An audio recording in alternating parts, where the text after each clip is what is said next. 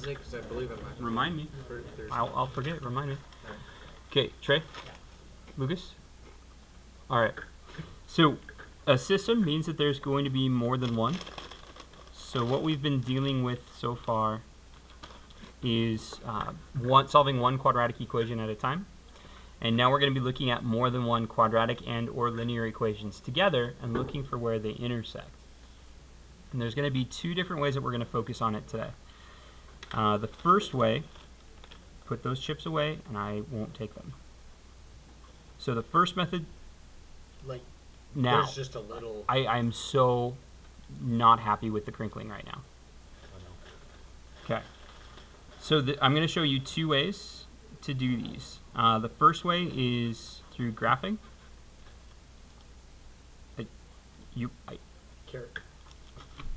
The second way that we're going to look at is through using elimination.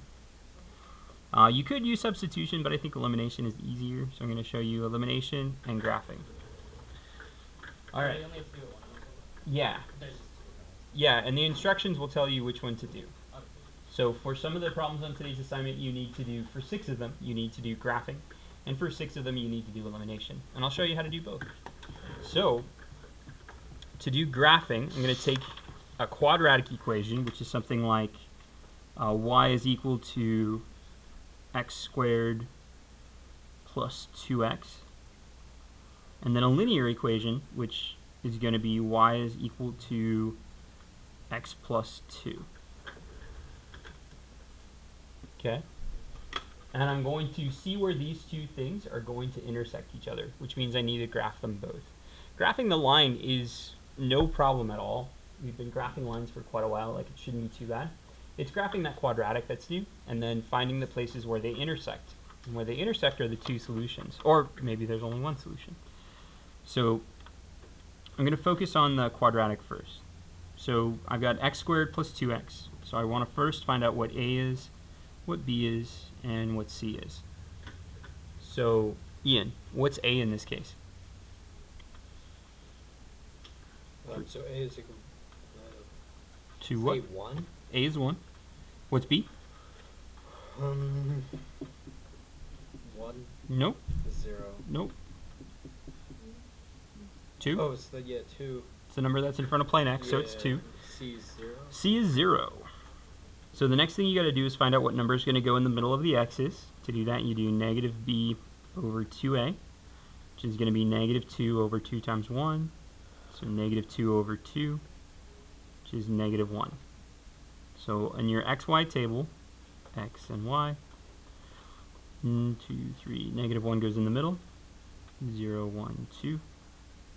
Yeah, okay, that all straight up. And then 3 down, so negative 2, negative 3, negative 4. One thing that you can do right away is, since you know what c is, you know that the value for c is going to be there for 0. And then since it's symmetric, it's also going to be there for negative 2. Who said wait what? Well, did I not show you guys? So negative 1 is like the middle. So whatever you do for that right. one, it's going to be the same for that one. So what c does, essentially, like it does something else in addition to this. Showed us this too. But whenever you have 0 on your chart, you don't have to do any math for it. You just substitute in whatever c was. Okay, because negative 1 is the center. So if the value for one unit this way is 0, then the value for one unit that way is 0 too. Does that make sense? Yeah, I don't know why I got it. It's okay. No worries. So I'm going to put negative 1 here first. Lucas, what's negative 1 squared? Negative 1 squared is or positive 1. And what's 2 times negative 1? Negative 2. And what's 1 plus negative 2? Negative 1. Great. Then I need to do either 1 or 3. Trey, which one would you rather do, 1 or 3? 1. Okay, so if you put 1 in, what do you get back out? 3. Great. And then this is also 3. Angelica, would you rather do 2 or negative 4?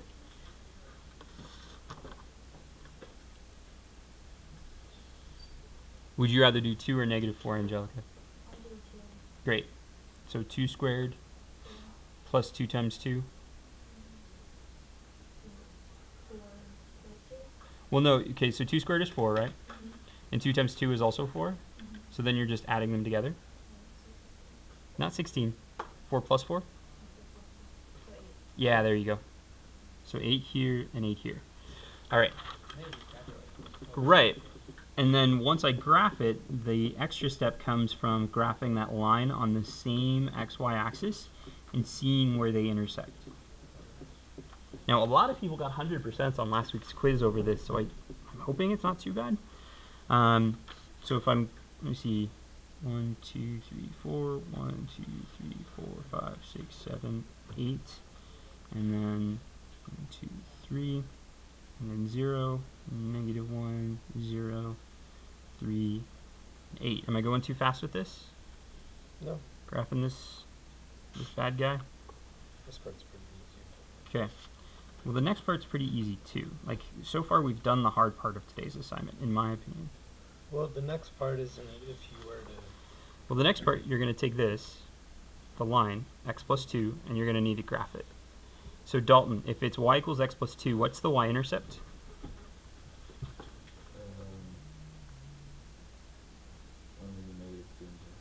Well, it's just going to be 2. Like, the y-intercept is the first dot you put down.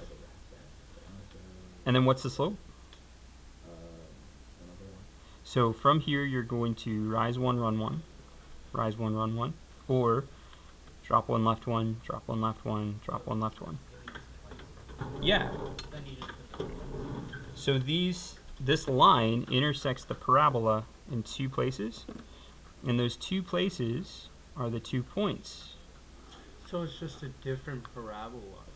Well, no, it's a parabola. What you're looking for is the 2 places where these 2 intersect. So this point right here, Richard, what is that point? This first point where they intersect, what is that? What's its xy coordinate? 1, 3. And then Richard, what's this other point where they intersect? What's its xy coordinate? -2, 0. Awesome. So then these are the 2 solutions. So since there's so many steps to this, I would consider this to be an 11-point problem, because you have to do the table of 7 values, you have to graph it, you have to graph the line, and then you have to tell where they intersect. Okay? Does that make sense? Now this is one way to do it, is by graphing. I'm going to show you another way, and that's using elimination. So, don't worry, this actually takes up way less space, and third period thought it was easier, so we'll see what you guys think. You guys might think graphing is easier. If I take these 2 equations, again, I'm just going to use these exact same 2 equations.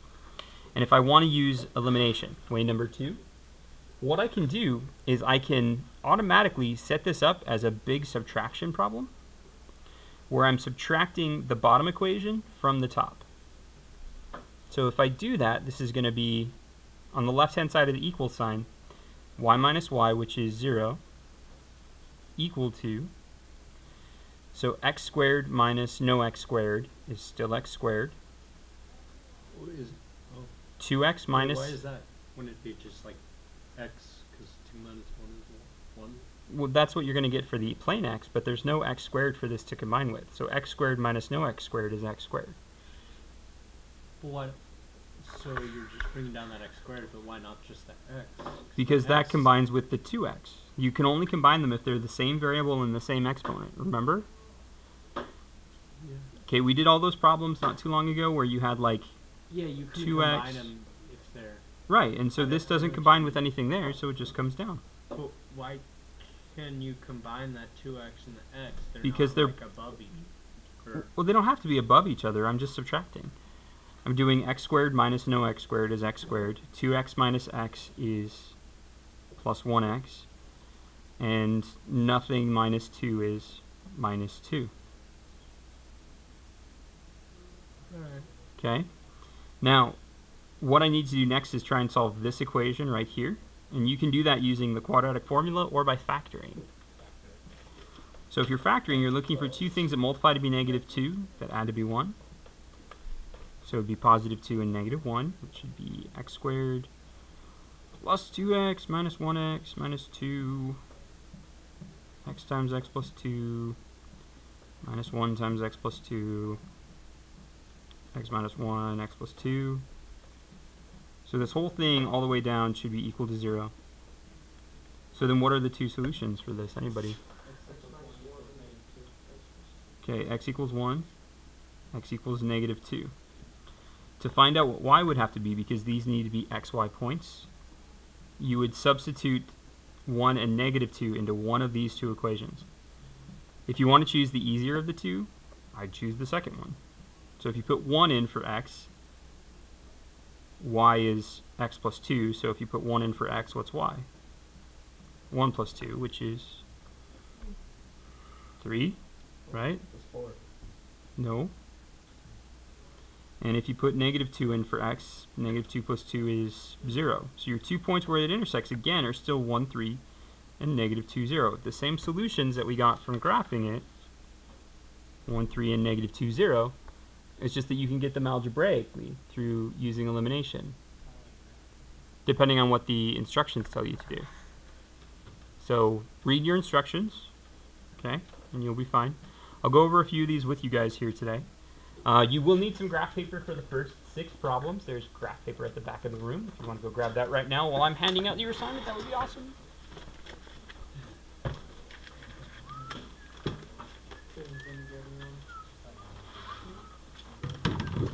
Sorry?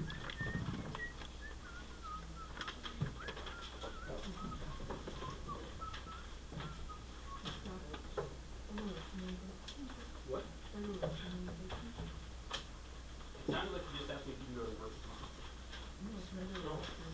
Oh, yeah. Thank you. Okay.